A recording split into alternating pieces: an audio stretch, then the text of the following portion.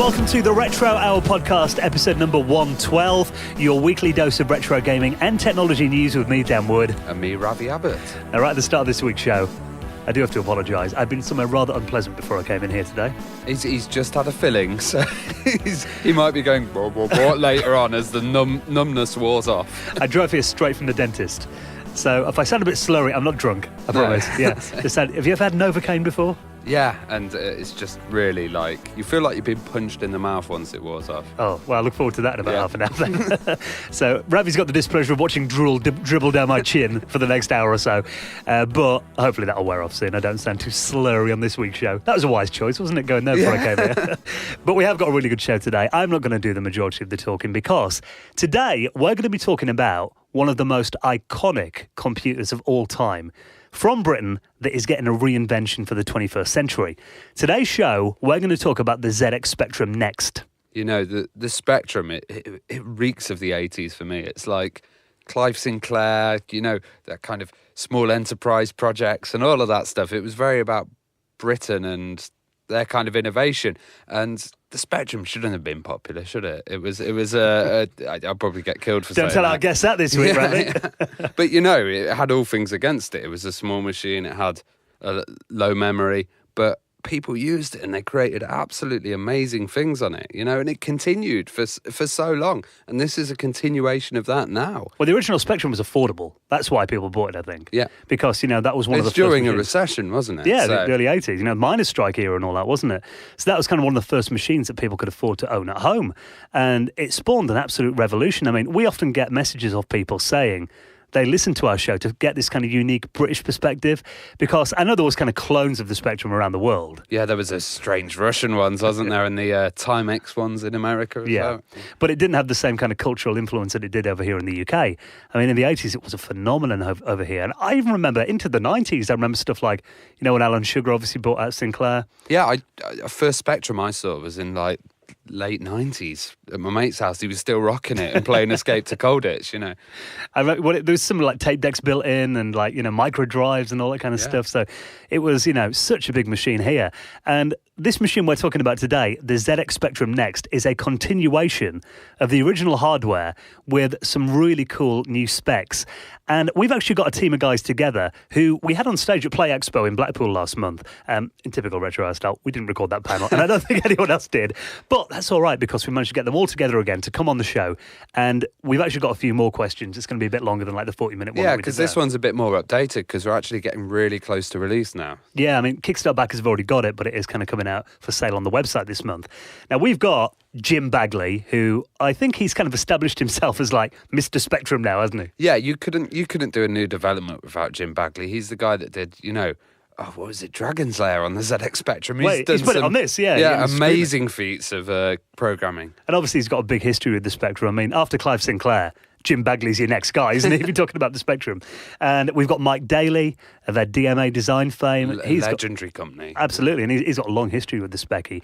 And he's actually managed to get Lemmings working on the ZX Spectrum Next pretty much up to Amiga quality. Oh, wow. So we'll talk to him about that. And he's doing like a series of programming tutorials about it as well. And if we're talking about legendary Spectrum games, what's the biggest one? Oh, Dizzy. Of course, for me, publicly, you know, I'd go see the exhibition of Dizzy at the National Video Game Arcade. Every single person that I've seen at events have run it with Dizzy cassettes and everything. And even the Oliver twins were on Go 8-bit the other day. Did you see that, Dan? No, I didn't actually. I haven't seen any of the new They series. were using their heads as controllers, which is quite funny. Oh, we're definitely asking them about that today. Playing Quick Snacks Dizzy, yeah. Well, they're actually making a new Dizzy called Wonderful Dizzy. We saw a little preview of that at Play Expo. And that looks incredible. And I think it's going to be an exclusive on the Next, if I'm not mistaken. They're releasing it essentially at, like, you know, they're giving all the money to charity or for free if you want to download it.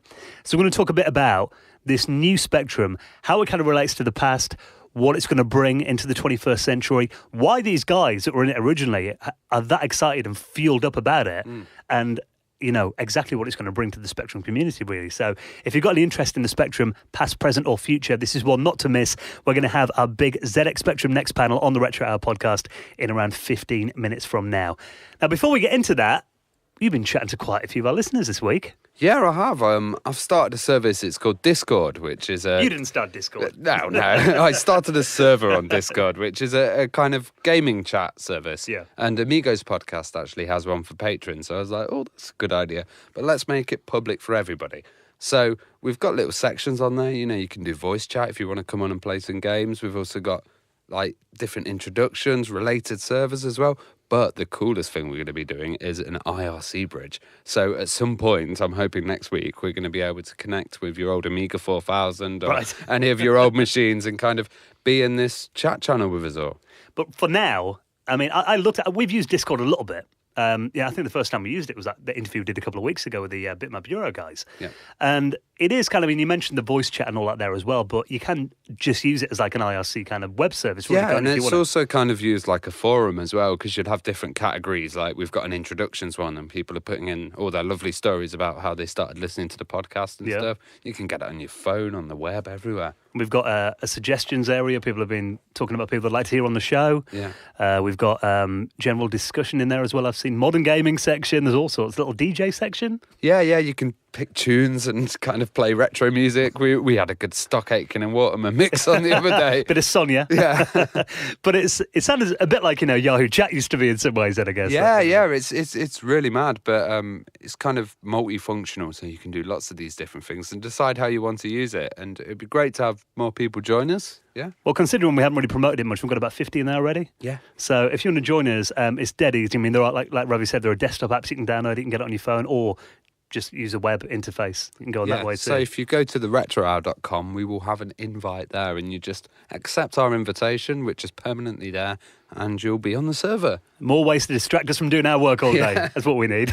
And speaking of the retrohour.com, that is also the place where you can go to support this show. Now, if you listen week in, week out, and you like what we do, and you want us to continue doing it, obviously we appreciate any help that we can get with that. Because, you know, coming in and doing a weekly podcast, not many of them are around. Nope. And we need to do server hosting costs, you know, SoundCloud subscriptions. It all adds up, and getting to events and that kind of thing too. So if you'd like to make a little donation into the running of the show, it is completely optional, but we appreciate every penny, every pound, every euro, every dollar, every cent, and you will find your place in the Hall of Fame for making a donation. Now, this week, we want to say a huge thank you to Stephen Quinn, Rafe Hoffmans, David Holt, Patrick McGinty, and Stuart Cousins, who all made donations into the running of the show. Thank you so much. Really means a lot to us. And you can do the same and get a mention on a future episode of the podcast by heading to our website, theretrohour.com. Now, one of our favourite guests, who was actually very early on, I think we had him in like one of our first 5 episodes maybe, and recently we met him again at Play Expo, was Mr. Biffo. Oh, yes, Mr. Biffo, the guy from Digitizer and the original kind of teletext, which, you know, he was a bit of a rebel reporter. Everyone else was in established magazines, and he was just on teletext going mental. Well, he used to do a daily magazine on teletext in the late 80s, right through the early 2000s, actually, wasn't it?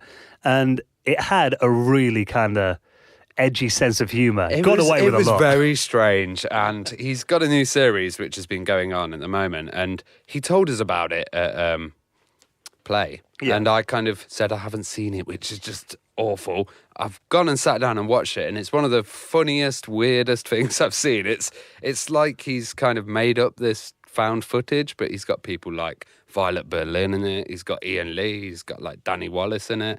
All of these great. He's got Namrood in it. Oh wow, yeah, and they're all kind of talking to this new character who is a Gujon John, who is kind of he's the equivalent of, you know, Patrick Moore. Well, you've sent me a little clip here. So. Well, this is for his new Kickstarter that's launching today, which is Digitizer the Show. So he's had his found footage, which has gone very well. Yeah. He's now kickstarting for a full web series, which is going to involve, you know, the original YouTubers against some of the old school people like Violet Berlin, you know, Imran Youssef. There's Danny Wallace, the guy who did Liar.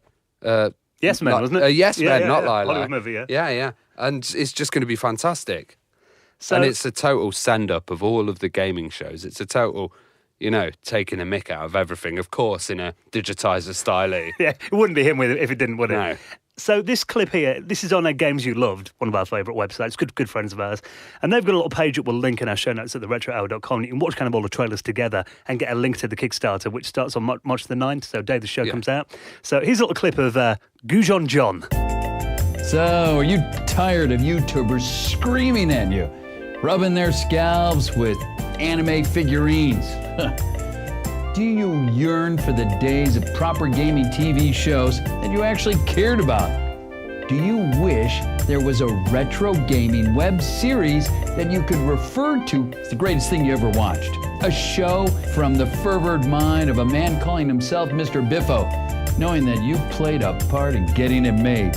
Well then, prepare yourself, my child, for the most important event in retro gaming ever. Gird thyself for Digitizer, the show. Yeah, so as you can see from that editing as well, it's really well done, and it's done in that kind of VHS, 90s style. Well, he's even got like Games Master playing in the background of that clip as well, which it kind of gives it that authentic retro kind of feel straight away, obviously. Totally. But yeah, that's cool that he's doing this, because I love the fact that Paul is now taking what was originally a very basic text format into all these new kind of avenues, like whether it be videos or movies and that kind of thing. And the thing is, the writing is really strong on it as well. You kind of have some of these send-ups and you're like, oh, well, yeah, that's not so good. But this, I was watching the found footage series and I was on the floor laughing, and so was my girlfriend, actually. She's like, this is weird stuff. It reminds me of like, Vic and Bob. Yeah. Or kind of Brass Eye. I mean, you even think of the characters he had on Digitizer, people like the man with the long chin and Fat Sal and Insincere Dave. He's always been a good character writer. Yeah, definitely. So he kind of brings that into this kind of video format now, I suppose. So the Kickstarter launches today, and is this going to be released then on like physical and online? I'm not sure. He says it's a web series, so I assume it's going to come out on YouTube, or it may be on a another platform. It might be on Netflix or something. Who knows? Well, we'll know more obviously when the show comes out. So we'll put all the information in this week's show notes. If you're a fan of Digitizer, I'd say you need to support this. Yeah, and just watch the found footage, because you will be sent to a very surreal place. Now, speaking of those heady days back in the early 90s, were you a fan of the game Stunt Car Racer? Oh, I love Stunt Car Racer with the wheels where it go when it would you got the fire coming out. When you basically lose control on one of the ramps. That's the worst bit, and you've got to try and land it at like 45 degrees or something. Yeah, you do. You fly up in the air, don't you, and land down again. Because that was a game that was famous on the Commodore 64. I had it on the Amiga 500. Mm-hmm. That's what I played it on, and it was kind of an early attempt at 3D as well, in many ways. It was quite advanced for the time. Oh, yeah. It was really revolutionary, because, when you had two players as well on it, or a system link, you could actually see the other car and you could keep up in time, even though the frame rate was like 2 frames per second or so. I forgot you could do like system link. You couldn't you? Like modem cable. That was really cool. And it kind of reminded me whenever I played it, even though it was meant to be like a racer game, it was a bit more like a roller coaster, really, where the tracks went up and down. And it was, with the raised sections and the berms and stuff. Yeah, when you saw it from the side, it did look like a roller coaster. But the physics in that game to run like the Commodore 64 and like a 7 megahertz Amiga must have been quite a feat of programming for the time. Oh, definitely. And, they'd even reduce the small screen size in the middle. But now, someone's actually ported this to the Atari 8-bit computers. So you can play this on the Atari XE and the XL. Oh, wow. Which, it's kind of been a project that's been ongoing for quite a while now on the Atari Age forum, which is like, if you're an Atari fan, that is a forum that you've got to go to find out all the latest Atari news. But it is really cool that they've actually sat down, a team of them, they're meant to get this out before Christmas, but it's took a little bit longer. But I think this looks really good already now. It's got all the features of the Commodore 64 on there, including improved frame rates. Wow. So it runs quicker. It's got music on there, sound effects. There's even like QR code generation for a high score cafe that you can do on their website as well. So got a few mod cons on there. That's insane, though, that they're kind of, doing improvements upon the C64 version. And this is a right feat of engineering, isn't it? And what's more, it's free. Oh. So if you're a fan of the the Atari 8-bit range and you want to give that a download, we'll put that link to the Atari Age forum. Very impressed with that. Yeah, it looks really good. It makes me want to go out and get an Atari XE now. So we'll put that in this week's show notes at theretrohour.com. Now, one of our favourite games of last year was Ron Gilbert's new adventure game, Thimbleweed Park. Absolutely love that, yeah. The only problem was, finding those specks of dust. Did you put it on hard mode, obviously? Yeah. I played it through. Well, I played it through so many times. I must admit, I kind of copped out in the end and put it on easy mode on the Nintendo Switch just to see the story. No, I hardcored it, yeah. But I did it with my girlfriend, so we had 2 people hardcoring it, which wasn't so bad because we could spot things the other person couldn't. You didn't use a walkthrough? No. See, when I play the old adventure games, occasionally I do get stuck and like Google a walkthrough. Is that lame? It is lame, yeah. I kind of had to sit there for 2 days and just be like, right, I'm going to complete this no matter what. I haven't always got the time these days, though. You just want to get past the next bit of the game. But the story was great. I mean, for anyone that didn't play it, it was kind of a modern version of those old LucasArts adventure games. But also, if you played it in different ways, the storyline would have changed as well. Yeah. So, everybody's had a different experience with Thimbleweed Park. Yeah, it was kind of like a pick your own adventure game, wasn't it? Some great characters. I mean, if you remember Monkey Island, like LeChuck, obviously he was a great character. Ron's got a great mind for writing them. But I think one of my favourite characters in Thimbleweed Park had to be Ransom the Clown. Yeah, he really reminded me of Krusty. Yeah. He's kind of got More bitter, though. that horrible streak. Yeah. Well, for people that haven't played the game, tell us a bit about Ransom. Oh, Ransom, he was just a horrible, nasty guy, wasn't he? And he was on this abandoned theme park, from what I remember, and he'd swear a hell of a lot. Yeah. That was one of the parts of it.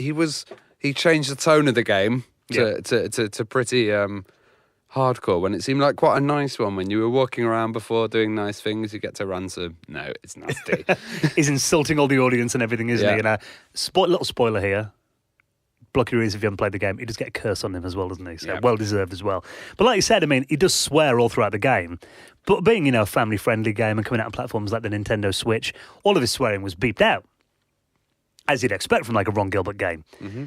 But if you really want to hear Ransom in all of his glory, there is now a DLC pack that you can download. Just for £1.69, you can remove all the beats. You can essentially hear all the F and S words in all their glory. I've watched the trailer. I can't play it on this show because we are family friendly. But it's called Thimbleweed Park's Ransom Unbeeped DLC. So I will put that with a little warning in this week's show notes if you want to hear it. I'm loving one of the reviews. This is the best beeping DLC I've ever purchased. I think it's only available for the PC version, from what I can see. Yeah, that was the version I played. Yes, I mean, I can't imagine they're going to improve this on the Nintendo Switch store. So it's not going to be on there. But it's on GOG.com and Steam. And some people are saying it kind of ruins the subtlety of the game a little bit. Other people are saying, it makes it even funnier. I mean, for me, I think having the beeps does make it quite amusing. But then it kind of gives you the choice, I guess. If you want to play it when the kids are out and hear, Ransom getting really carried away, then for the sake of £1.69. Oh, yeah, it's such a good game, and I hope they have more DLC that's a bit more complex than just beeps. Yeah, when I did see there was DLC for it, I must admit I was a bit more excited than what it actually turned out to be. But like I said, the fact is they've set the system up that they can actually do plugins for the game and extra modes and that kind of thing. So, and for that price, I mean, even just to support Ron a bit more and say how much we love the game, worth making a little donation, I think. Now, a system that we don't talk about all that much on this show, but it is very dear to my heart, would be the Commodore Plus 4. Now, that was my first ever computer that I got when I was a kid. Bit of an obscure machine. It was compatible with the Commodore 16. They were like Commodore's biggest failures, really, of the 80s. Yeah, I've often seen you go up to people and they go, "What was your first machine, Dan?" And you go, "The Plus 4." And they go, "Oh, we're very sorry for you, Dan." Always get the sympathy vote with that. But now there is, if you click on this little link here, there's a new game made for the Commodore Plus 4 called Pets Rescue. Oh, cool. Now, it looks really good. It kind of reminds me of like Mayhem in Monsterland on the Commodore 64. Yeah, but it's very much got a Mario kind of look with those pipes in the ground and stuff like that. Graphically, it looks amazing, though, especially if you watch it. There's a little video here as well. Now, I haven't played any of the music or anything on it, so we're going to have a little listen. Pretty funky. Nice. Now, bearing in mind, the Plus 4 didn't have like hardware sprites. Yeah. It didn't have a dedicated sound chip.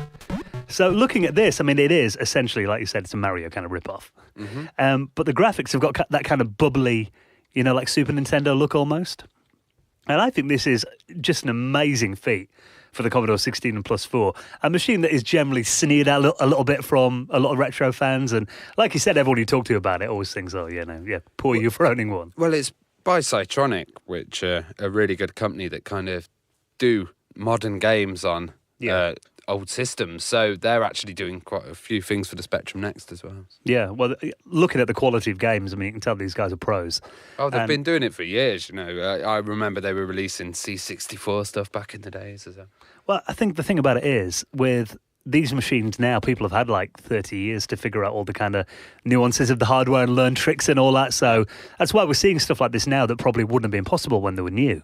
But they're actually releasing this as a commercial game as well, which I think is amazing. You know, the fact that we're getting a new Commodore 16 and Plus 4 commercial game in 2018. Yeah, nice. I think they've been commercial for quite a few years, you know, and the advantage of that is getting the packaging and, you know, the manuals and the whole game experience, really. Well, I've been thinking about for a while, you know, I need to get my Plus 4 out the cupboard and get it set up again. So I think I've You still got it? Your original Oh, yeah, my one? original machine's still in mint nice. condition as well. Oh, so, good lad. And Marvin actually got me a Commodore 16 last year because I did have one of those years ago and I threw it in the bin, something I always regretted. You need to get that out and you need to do a video on, like, your old games on it and stuff. And, Yeah, well, I've done a couple. I did a top 10 list last year, top 10 Commodore 16 and Plus 4 games I did on YouTube. But the thing is, when you do those lists, everyone disagrees. It's like, why is this game not in there? It's like, it's this my is list. my personal list. You're wrong. But yeah, so I'll put that in this week's show notes if you want to see a little bit more about the 16 and Plus 4. It's not quite as bad as everyone makes out. Okay. Then again, I might be slightly biased because it wasn't, my first machine. But this game looks cool, so if you want to find out more about that, maybe give it a buy. I'll put that in this week's show notes as well. Now, before we get into this week's Spectrum panel, this is quite cool. Something you spotted, a little bit of Apple news. Yeah, so Apple are actually filing a kind of patent and trademark for their old logo. The rainbow logo. The rainbow logo, yeah, which was the really cool one, actually. I always liked the rainbow logo.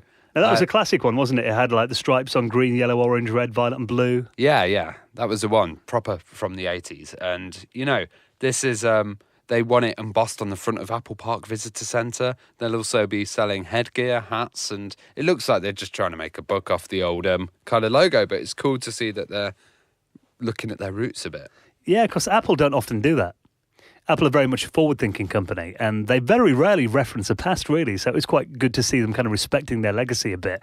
And with that logo, I mean, it is iconic. That was the logo that was embossed on the front of the Apple II, for example. Yeah. And whenever you see, pictures of those old Apple machines, that logo really stands out, I think. And then when Steve Jobs came back to Apple in 97, he got rid of it and kind of put that, monochrome one that we have today. Yeah. But looking at that logo, you can see why they changed it. I mean, that kind of colour stripe thing was a thing of the 80s that really, showed off that we have colour in our machines, which is quite ironic considering the Mac was black and white, actually, thinking about it. But do you remember the original Apple logo? Have you ever seen that one? No. It's got Sir Isaac Newton on there. And Okay. he's sitting under an apple tree. with it falling on his head. Yeah, I remember seeing that. Yeah, and it's got like the wraparound apple. It was far too complex to use as like a day-to-day logo. So that was why they commissioned this, the one with the bite out the apple. It looks like something a fantasy guild would have, something like that. Yeah, it'd be a lot of effort to print that on the front of every computer, wouldn't it? But it is cool that they're going to be doing that. And because the thing is about patents, they do expire after a while, don't they, if they don't use them? Yeah. So I think, I'm sure Apple have got the lawyers to challenge anyone that kind of use it without their permission. But I think it is really cool that they've actually applied for that again, hopefully. Even just merchandise and stuff, because Apple have always kind of appealed to the hipster kind of community anyway. Totally, and I think, they can make more overpriced items and sell them with this logo, I'd buy an 80 quid Apple II t-shirt with that on. Who am I kidding? Oh, God. All right, guys. Well, thank you for checking out episode number 112 of the Retro Hour podcast. We'll be out again next week from all of your favourite podcast clients. Please do keep those reviews coming in on iTunes as well, and our Facebook page. Oh, yeah, we can review on that now. Yeah, I enabled that about 2 weeks ago. Got about 3 on there at the moment. So any of those we get, obviously, that all helps into getting the show in front of more people and gets us up the rankings and all that. And get yourself on Discord. What kind of stuff have you been talking about in Discord this week then? There was a massive conversation on beer. What kind of beer we drink. We had a huge conversation on synth music as well. Yeah. Where everyone was talking about all their favourite synth artists and bands. Yeah, loads of stuff. We just talk about everything because it's general chat. But I saw a thing on there about like, retro sweets and snacks that you have. Oh, yeah, in your loads of machine. stuff. So, if that's your kind of vibe, if you like this show and you want to come and chat to us and other people that listen to the podcast, then we've got a link to our Discord chat room on the front page of theretrohour.com. Right then, are you ready to talk about the ZX Spectrum next? Always. With some of the biggest Spectrum experts in the world. Jim Bagley, Mike Dailly and the Oliver Twins are our special guests this week. And we'll catch you next Friday. Ciao. You're listening to the Retro Hour podcast, and it is our pleasure to welcome this week's very special guests. Now, today we're going to be talking about one of the most exciting projects in the world of retro right now, and new hardware as well, because this is a continuation of one of the most legendary 8-bit machines, the Sinclair Spectrum Next. Now, I think we'll get you guys to introduce yourselves. It would be good if you could just give us an introduction. Maybe tell us a bit about your history with the Spectrum as well and what you've done on that platform. So we'll start with you, Jim. Yeah, my name's Jim Bagley. I've been in the games industry for about 32 years now. First game I did on the Spectrum was Throne of Fire, which was the Mike Singleton game, which was like no pressure to do that one. Then I went on to do there was Street Sports Basketball, World Class Leaderboard, Cabal, Midnight Resistance. That's the two that I'm most known for on the Spectrum. Hudson Hawk, and I think that was it for the Specky. You did quite a lot, Jim, to be fair. Yeah, quite a few.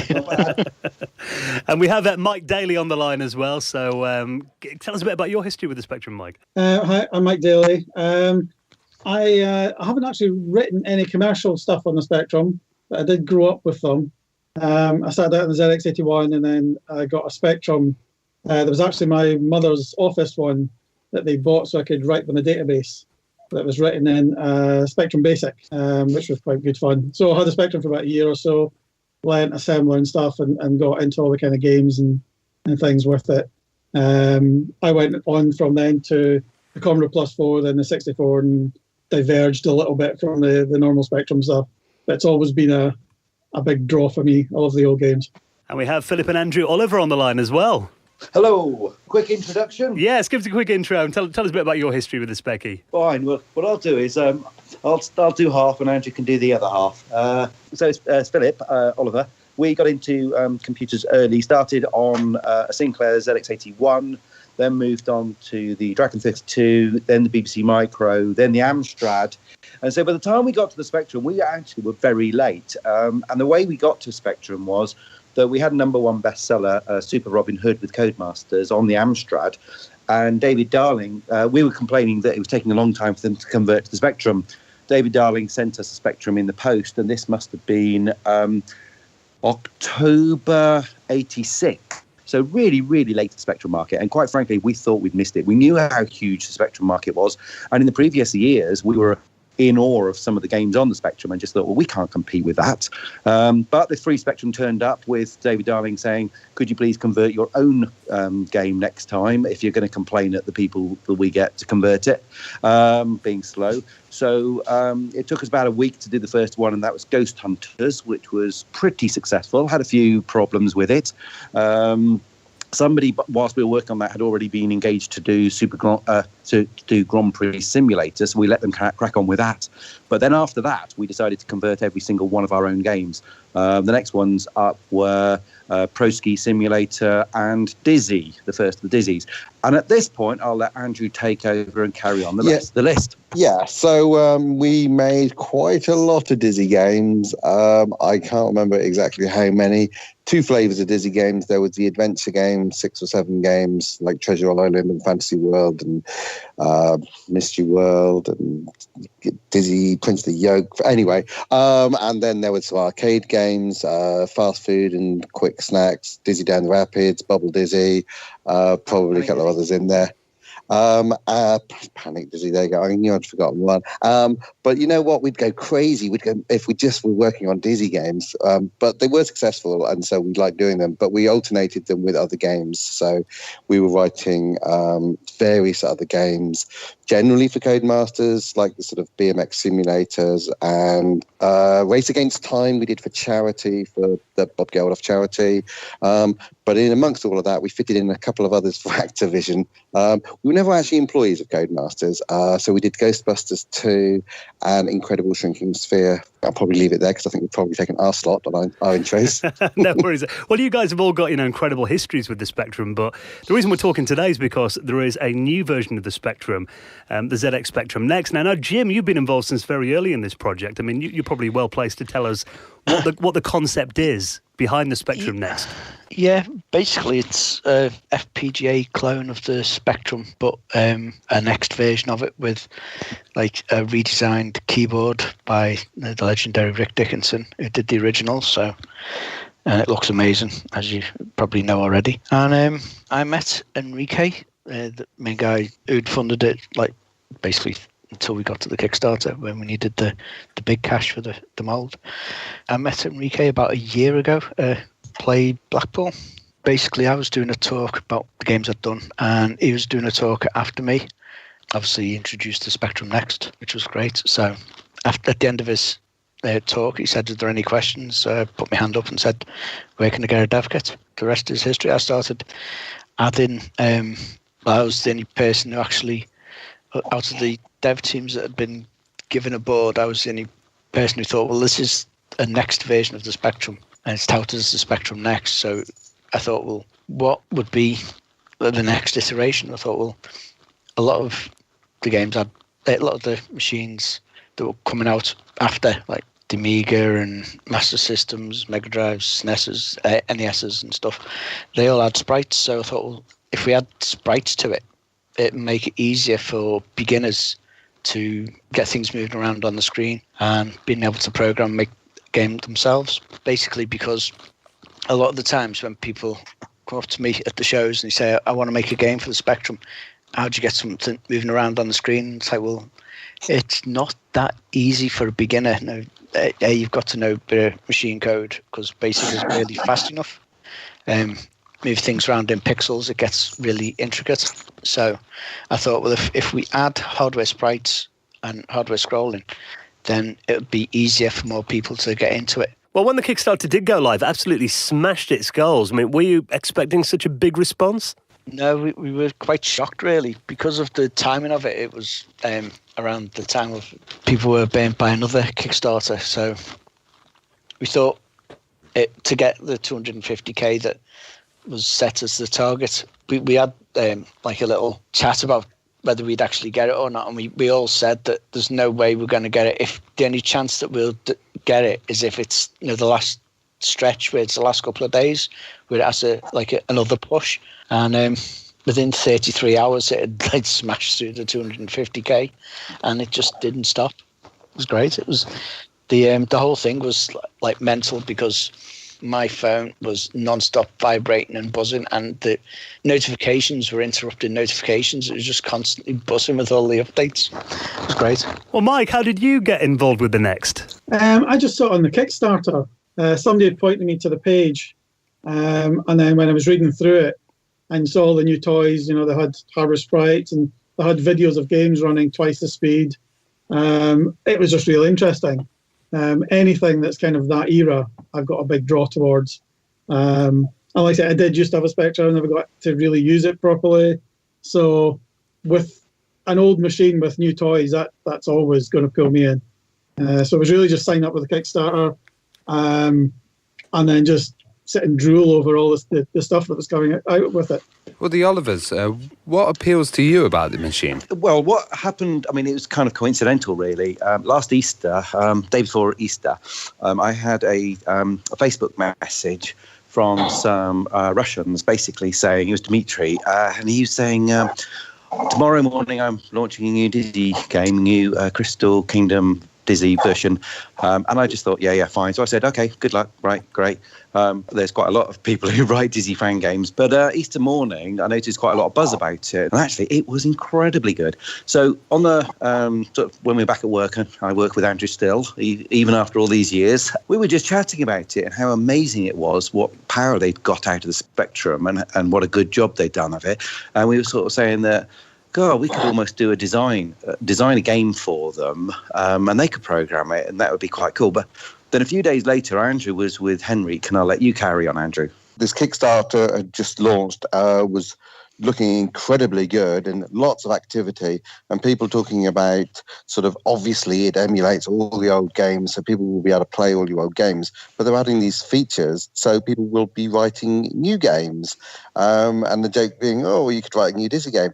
We're thinking, you know what, we actually tried a few years ago to sort of bring back Dizzy, doing our own Kickstarter, but to make a modern sort of console game would cost millions, and we don't believe there's quite the audience for Dizzy. We'd like to think there's a fond memory for Dizzy, but not quite.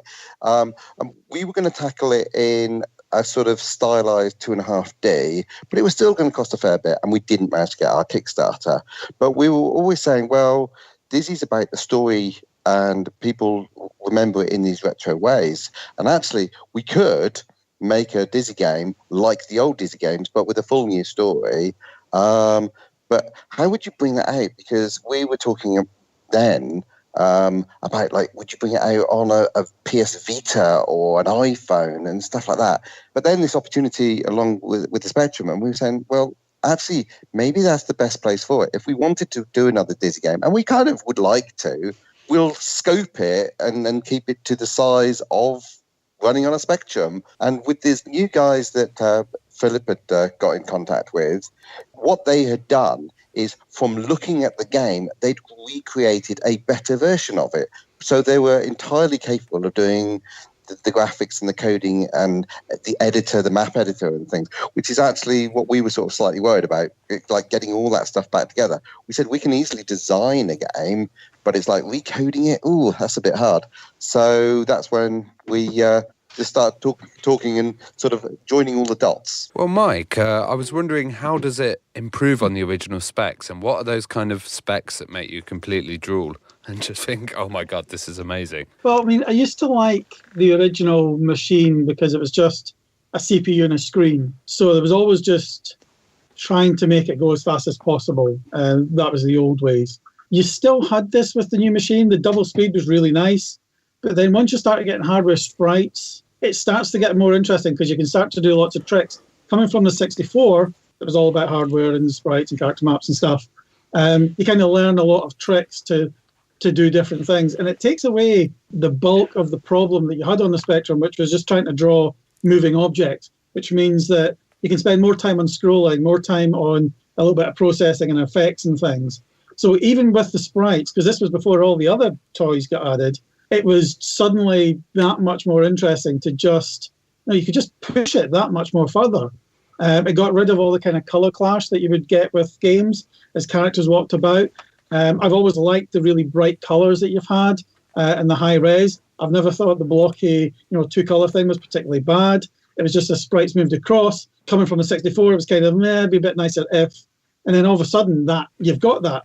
So, right at the start, just the speed and just the hardware sprites was great. And then you obviously had this Raspberry Pi edition as well for a turbo. Now, if back in the day, you could buy an accelerator that would speed up your machine by hundreds of times for a $5, everybody would have had one.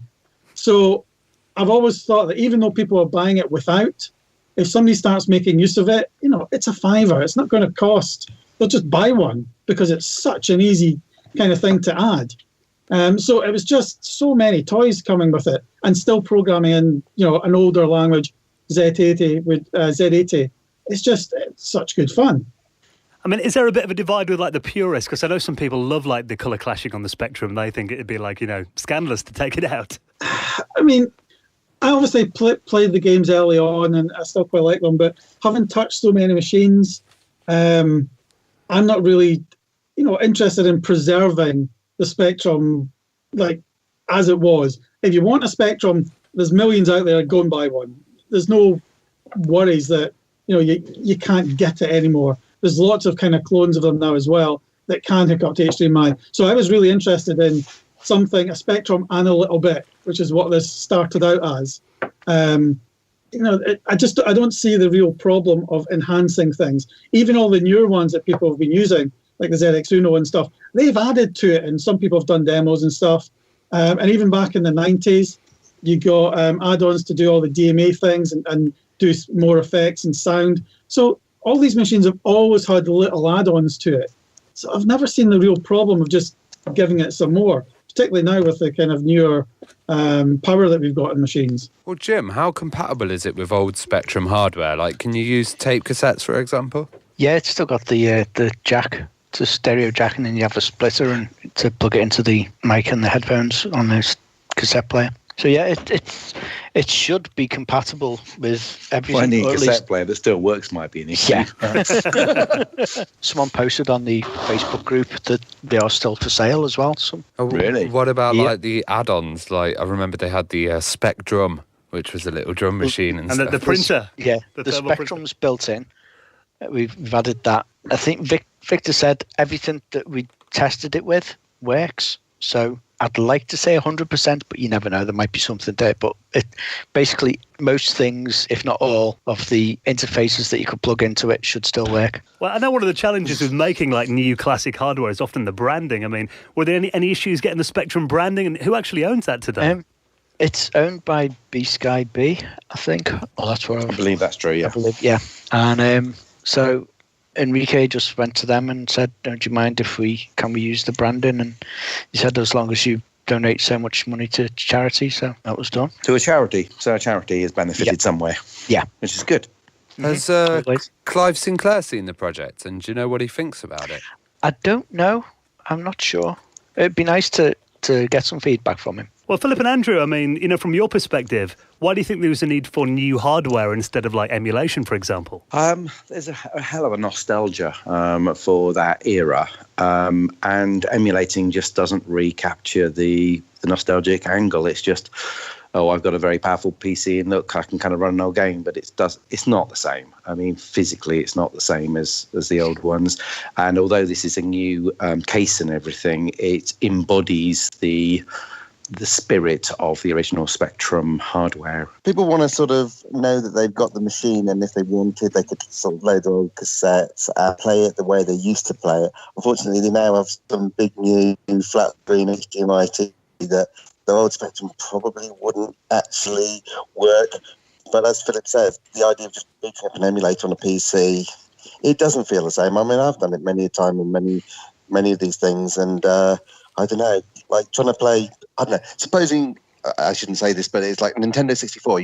I played GoldenEye on a PC emulator, and it's just not the same as actually looking at it on a Wii on Nintendo 64. And people go, but it's the same game. It's like, no, it feels different. And it feels different to sit at a Spectrum with the Spectrum sort of little keyboard and little machine plugged in your TV. And people want to recreate that.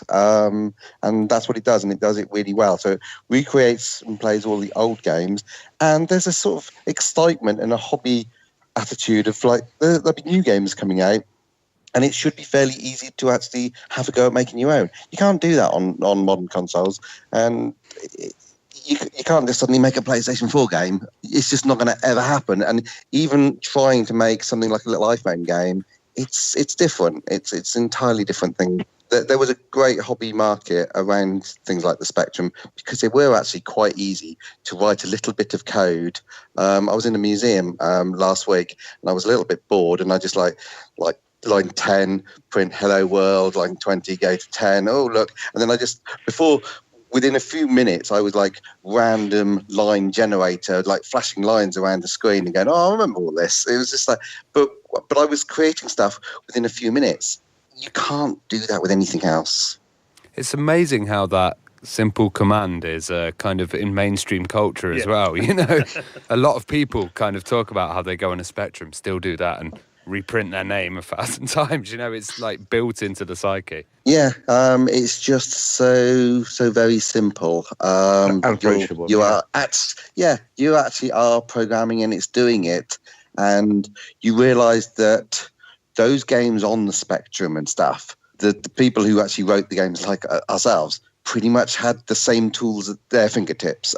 There was no massive magic, massive budgets, massive teams or anything like that, or licensed in middleware and all this. They just had exactly the same. We just played around with it more and more and more.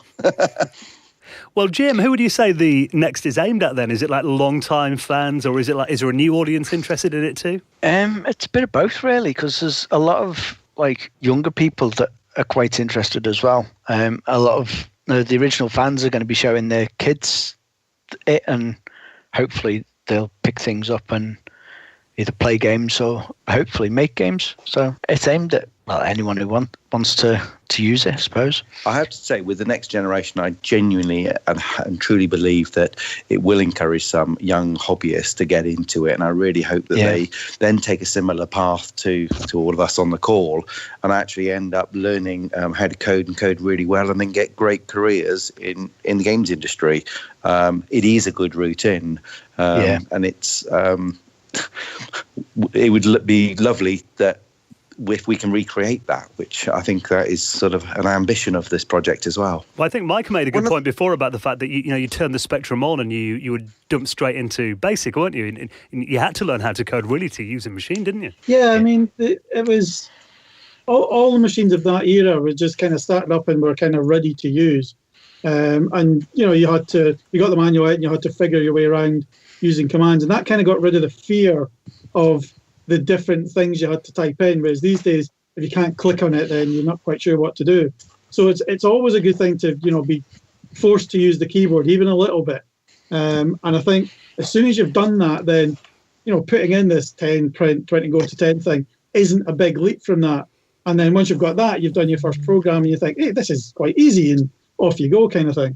One of the things is you have the power of the whole computer at your fingertips, and you don't need to understand all the complexity of modern computers. Modern computers have so much stuff in that it's bewildering, whereas actually you've got a lump of memory and you can type commands and you can sort of do anything on the processor. It's all a little bit slow and a little bit basic, but it's extremely approachable. Whereas nowadays you couldn't. It's like, I don't know. You got a multi-core processor, you got the CPU, you got your GPU, different a million sound libraries. Yeah, it's just like there's too many things, and the only way you're going to program is to use all these libraries and middleware and everything else. And then you feel that you're not really controlling the computer. You are getting it to do stuff, but on something like a Spectrum, it's raw. If it does it, it's because you did it, and it's kind of, you can completely understand it. Which is, I just think it's a sort of raw thing that is really nice to feel that. These days, you just don't get to control a whole machine. You get to basically tell it what to do a little bit, but you can't take it over. You can't make it do, and stretch it and push it to the maximum. Very much there's always an operating system under there. There's always a bit of processor power being sucked away for something else. So it's great to be able to take over it and just, use all of it. Jim, do you think it's great that it's kind of a British computer and, the latest generation, they've probably seen a lot of machines that aren't coming from the UK? Yeah, it is. It's nice, made in Britain. Well, yeah, the bad weather keeps you in. Well, I was thinking, how big was the Spectrum overseas? Because I know Ravi and I before were talking about these weird kind of Soviet clones that we saw like a few of, and there's a Timex in America.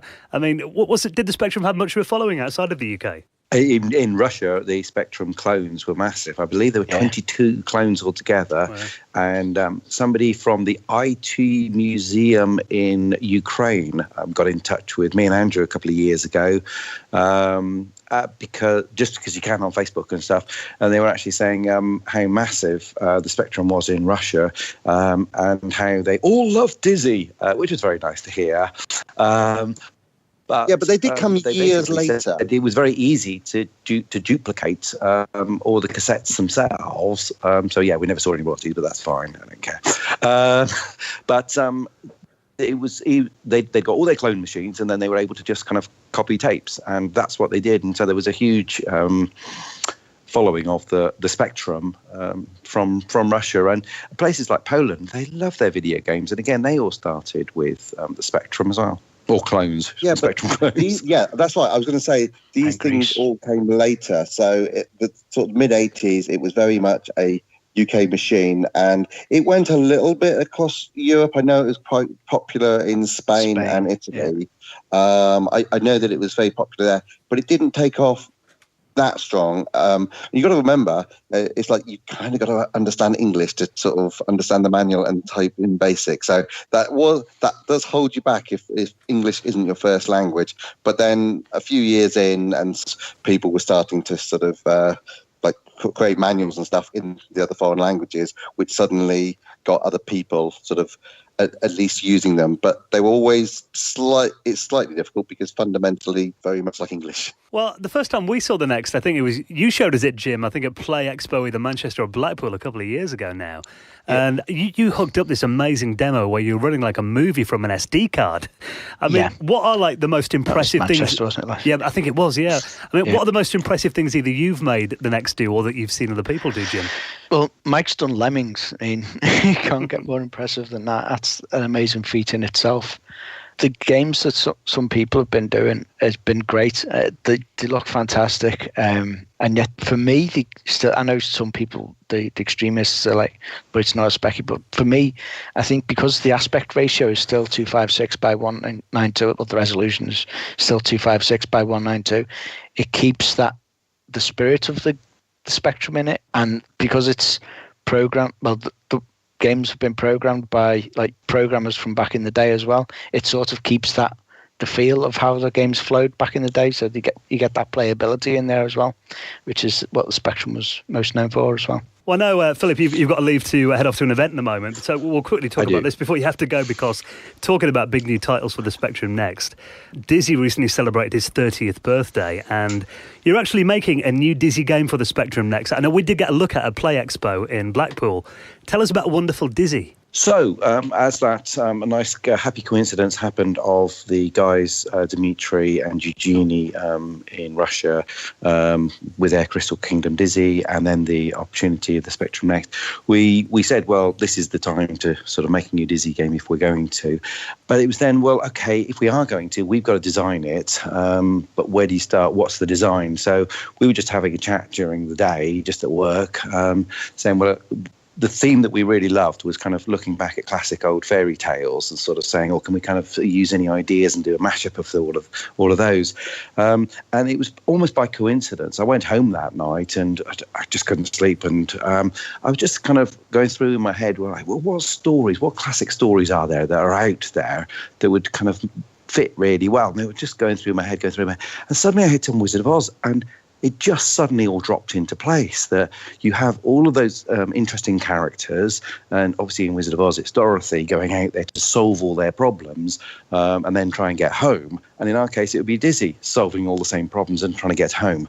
And we've also had this spirit in Dizzy of the Yoke folk taking on kind of different characters and different personalities, which is exactly the fundamental principle of the Wizard of Oz story, that actually they're all characters that Dorothy knew from her farmland and from back home in Kansas, but they were recast as really interesting characters who had issues and problems and needed help.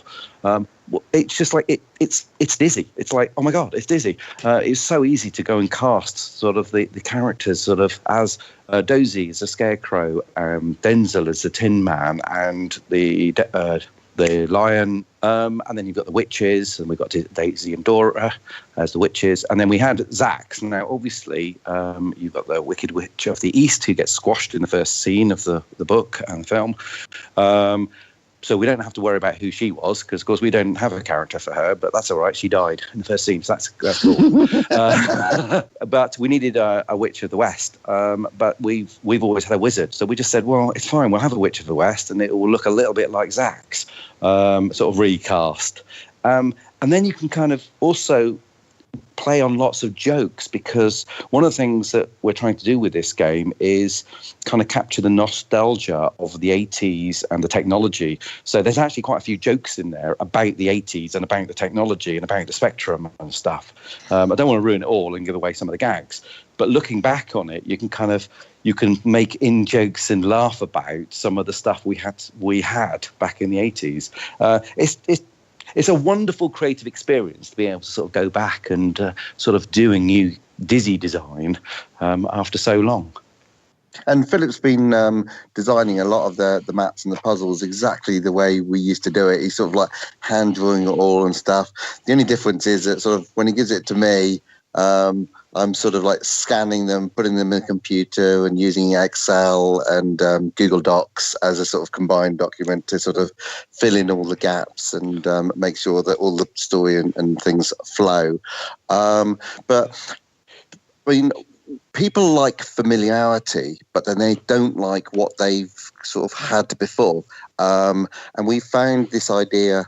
It's a little panto as well. It's like when you go to pantomime, which is a very British thing, and the Carry On series used to do this, is you take a very familiar concept that everybody knows, and then you tell stories around the familiar things. The people who have done it best in recent years was obviously Shrek. So people say sort of like, that seems pretty popular. Everybody knows the characters. Everyone knows the the situations, but they don't know this particular way in which it's told, and it's told very, very tongue-in-cheek, which is actually what you want to do. So anyway, it's going really well, the design. And the programming is making good progress as well. Eugenie is doing a great job, and we've seen some great demos. We've got Gerard doing all the sprites, Gerard Bentley doing all the sprites.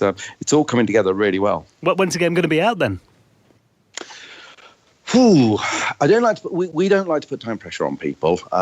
Partly because everyone's doing it as a hobby. Yeah, everybody's doing it as a hobby, and kind of no money's changing hands or whatever. But also, if they go too fast, they might get ahead of me on the script, because I've still got some script lines to do, which I haven't done yet. But I reckon 2 or 3 months, and they'll be pretty much done. I would guess. And is that an exclusive to the next? Well, initially the plan was to sort of we will do this if the next is successful. The next was successful, so that kind of committed us, and that was a little bit of a, oh God, what have we signed up for now? What have we committed ourselves to?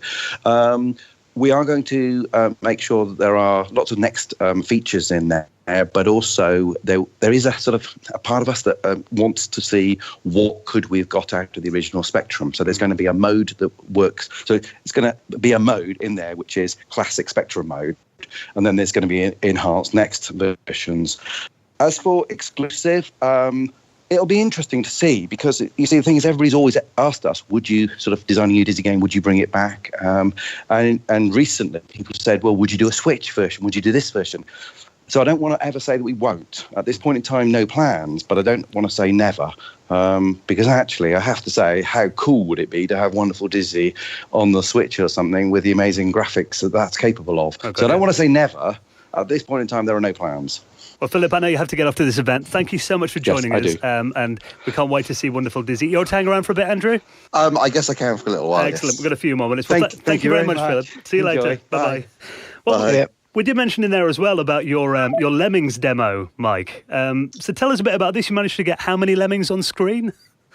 Well, the original goal when I started was to see if it was possible to get the full 100 on, because that was always the big thing with the Amiga. We kind of tried to push it, and that was about as much as we could get on the Amiga. So with the extra speed, initially it was going to go up to 28 megahertz. So with the extra speed, I thought, well, you might just be able to cope with it. It's since dropped down to 14, but I've still managed to get the full 100 with the objects and level all being kind of drawn. So technically, that's the complicated bit, getting that drawing and running at the right speed. So that was an interesting challenge. You never would have managed it on a normal machine. It's using about 128K of raw code, which, obviously that just would have filled the machine before, never mind the graphics. So it's been interesting, yes. Well, you did that, the C-Spect emulator. I mean, is that helping people with development? Well, I originally did that because when I first started getting interested in it, obviously Jim had one of the early boards.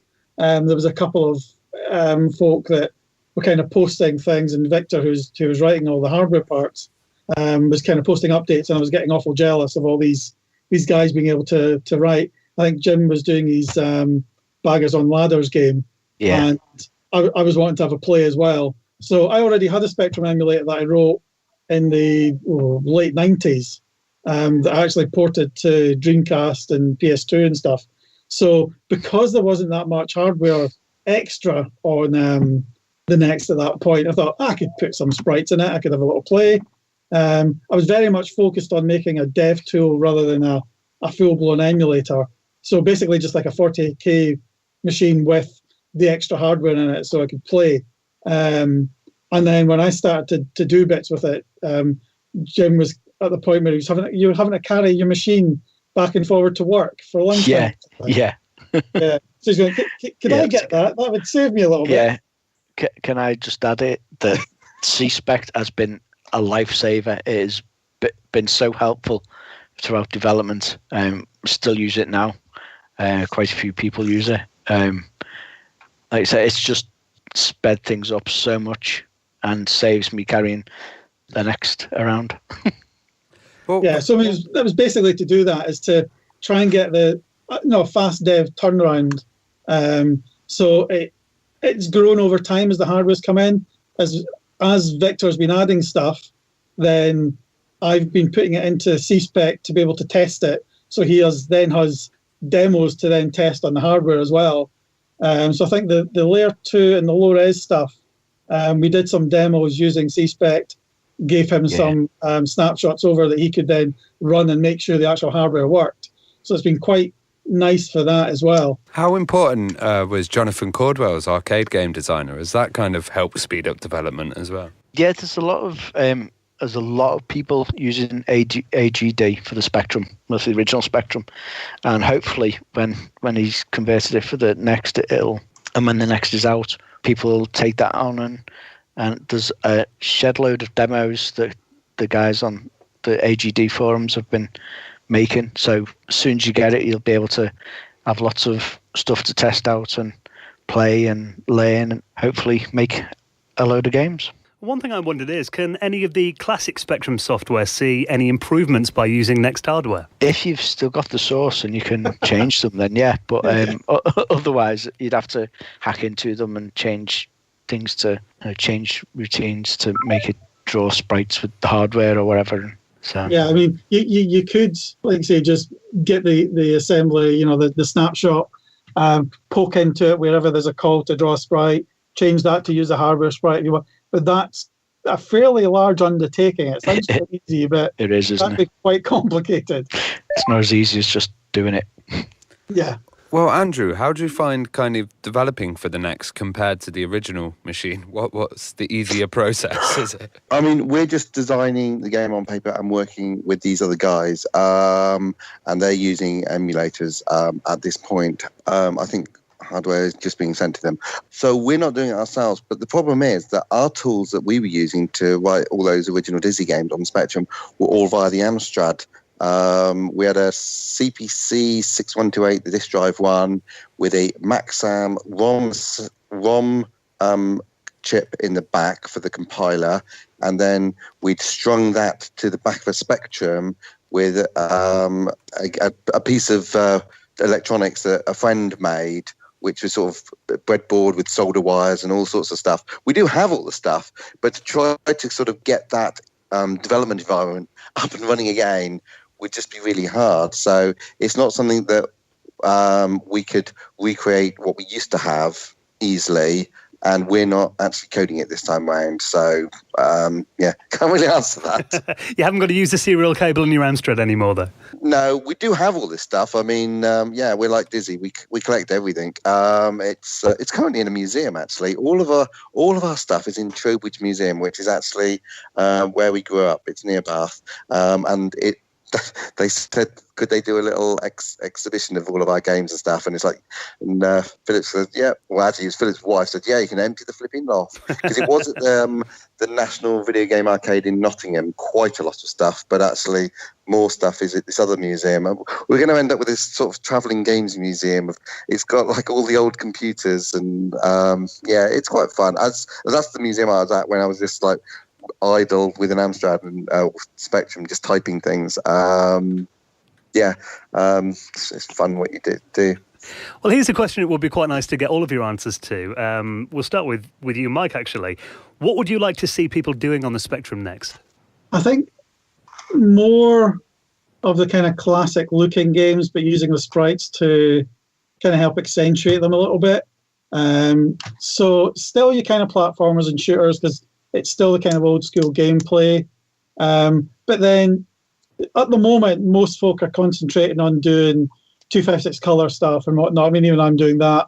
But I would quite like to do and see more games that look visually like the original, but then sprites to get rid of things like color clash and stuff, and then using like the layer 2 to do some effects or whatnot. So basically just push the machine in a slightly different direction instead of going towards what it looks like just now, which is just, we can kind of beat Amiga stuff. I mean, I'm guilty of that as well. A lot of the stuff I've been doing is just, the Amiga did this, I could do this too. But I think if I was starting an actual dedicated game, I would probably try and do something that's more like the original, high-res, blocky colours, then use the sprites to kind of give just a more enhanced feel to things. So it felt like a Spectrum plus a little bit, I think, because I really liked the look of the original games. And being able to get rid of colour clash and use the layer 2 to do scrolling and stuff would be nice. But you can still use layer 2 and have it look like the Spectrum. So I think I would quite like to see more of that. What would you like to see, Jim? Yeah, I'd like to see people making games and demos, and again, like Mike, wanting to use the original Specky palette, the original 16 or 15 colours, because the black was the same black on it. Using the original 15 colours, but having each pixel a different colour, having the ability to have each pixel a different colour. So you remove the colour clash, but you still have the look of the original. What about you, Andrew? Anything you'd like to see on the next? Well, it's really interesting. I mean, one of the things that as we've jumped from generation to generation, there's games that come out on a generation and you sort of look at it and think, well, hang on, this game could have existed sort of like years ago, and like how sort of interesting would it have been had you sort of worked it out before? I'm trying to think of some good examples. I mean, people will sort of, I don't know, they might write Angry Birds or something like on the Spectrum next, and you go, yeah, actually, that game could have probably been created pretty nicely on a Spectrum. And I think things like that are sort of wacky, and I think people will end up doing that, but then that's not original. That's just to say, look what I've managed to achieve. I've achieved a relatively modern game, but on something, and it could have been, that game could have come out in the 80s. I think that's kind of an interesting thing. But one of the things that I'd like to see is people just going back and being creative, but not being scared by the fact that they have to have sort of art production skills in order to make a game that is worthy and respected for its creativity, because everyone knows, look, there's a certain limitation here. It's like when anyone can write a book, but then it takes just a better imagination to write something like a Harry Potter as opposed to someone's school essay. It just takes time and effort, but it's your imagination. Whereas I do know that, like, you thinking, well, if I was to do it on something else, I'd need to be really good at art, and obviously we weren't very good at art. But the Spectrum was about the level we could draw. So I'd like to see people take certain games. I mean, something like a Minecraft, in some ways, you can see that feels like a sort of slightly dated product. I mean, but somebody comes up with an idea that just works really well for that hardware, and you're thinking that's absolutely incredible. And they haven't been scared and put off by other things. Well, Jim, I know developers have had the boards for a while now, and Kickstarter backers have started to receive them as well. When can we actually go on the website and just buy one then? I don't know yet. Depends on how we can, Enrique can organise something with resellers, because the way it works is we need to do it in bulk to get the bits cheap enough to be able to get it down to that price to then sell on to the people. So like you'd have to get a reseller to buy about 200 or so at a time to get to a point where it's cheap enough for the parts to make out to get it out at a reasonable price. I know, obviously, judging by all the hype that's been online, I mean, it's I know what a massive interest there is in this project, and you've definitely sold at least 2 Spectrum Next in the studio tonight. Yeah, cool. Yeah, we know that there is interest because there's lots of people that want them, and they held back on the Kickstarter, and then it was too late after once it finished.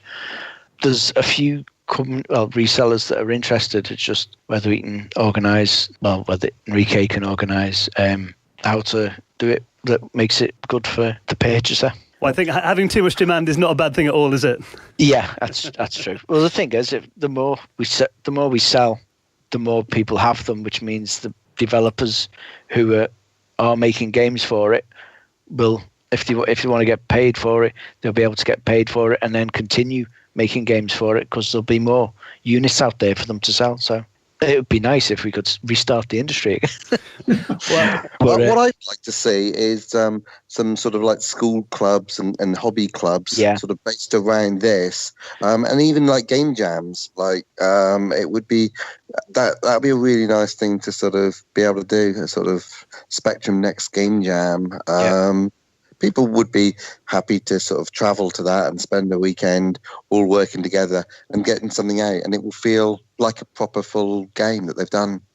Funny you mentioned the game jam thing, because Andy Spencer over at the Awesome Arcade Club, best place in the world ever, absolutely love that place. He's ordered from the Kickstarter, I think it was 3 or 4, I think it was 3, and he's going to have them at the arcade club and organise like get-togethers, like programming evenings for people to come in and make games and stuff. So that's like in Manchester, isn't it? Bury, yeah. Okay. Well, I think the more people that get their hands on the Spectrum Next, the more exciting things we're going to see. We think it's such an interesting project, and it's been amazing having you guys on as well, and the fact that you guys are involved as well. So, Jim, Andrew, Mike, thank you so much for coming on, and we can't wait to see what you do. Cool. Thank you.